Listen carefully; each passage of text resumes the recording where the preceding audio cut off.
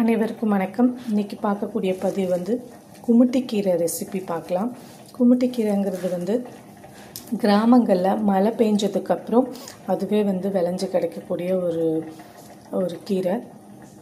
காட்டுக்கீரைன்னு சொல்லுவாங்க. ரொம்ப டேஸ்ட்டாக இருக்கும்.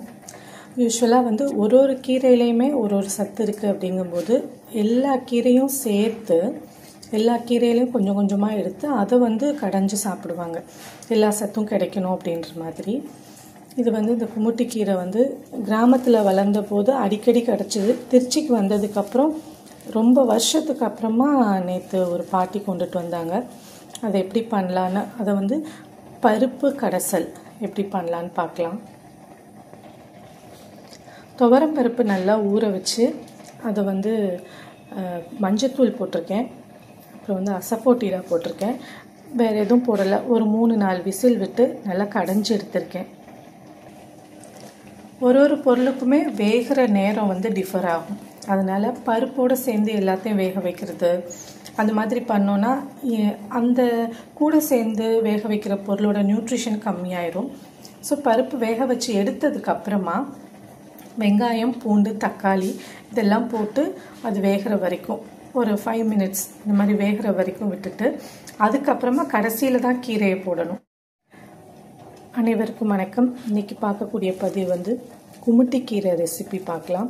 குமுட்டிக்கீரைங்கிறது கிராமங்களில் மழை பெஞ்சதுக்கப்புறம் அதுவே விளைஞ்சு கிடைக்கக்கூடிய ஒரு கீரை. காட்டுக்கீரைன்னு சொல்லுவாங்க. ரொம்ப டேஸ்ட்டாக இருக்கும். யூஸ்வலாக ஒரு கீரையிலையுமே ஒரு சத்து இருக்குது. அப்படிங்கும்போது எல்லா கீரையும் சேர்த்து எல்லா கீரையிலையும் கொஞ்சம் கொஞ்சமாக எடுத்து அதை கடைஞ்சி சாப்பிடுவாங்க. எல்லா சத்தும் கிடைக்கணும் அப்படின்ற மாதிரி. இது இந்த குமுட்டிக்கீரை கிராமத்தில் வளர்ந்த போது அடிக்கடி கிடச்சிது. திருச்சிக்கு வந்ததுக்கப்புறம் ரொம்ப வருஷத்துக்கு அப்புறமா நேற்று ஒரு பாட்டி கொண்டுட்டு வந்தாங்க. அதை எப்படி பண்ணலான்னு, அதை பருப்பு கடைசல் எப்படி பண்ணலான்னு பார்க்கலாம். துவரம் பருப்பு நல்லா ஊற வச்சு அதை மஞ்சத்தூள் போட்டிருக்கேன். அப்புறம் அசஃபோட்டீரா போட்டிருக்கேன். வேறு எதுவும் போடலை. ஒரு 3-4 விசில் விட்டு நல்லா கடைஞ்சி எடுத்திருக்கேன். ஒரு பொருளுக்குமே வேகிற நேரம் டிஃபர் ஆகும். அதனால் பருப்போடு சேர்ந்து எல்லாத்தையும் வேக வைக்கிறது அந்த மாதிரி பண்ணோன்னா அந்த கூட சேர்ந்து வேக வைக்கிற பொருளோட நியூட்ரிஷன் கம்மியாயிரும்.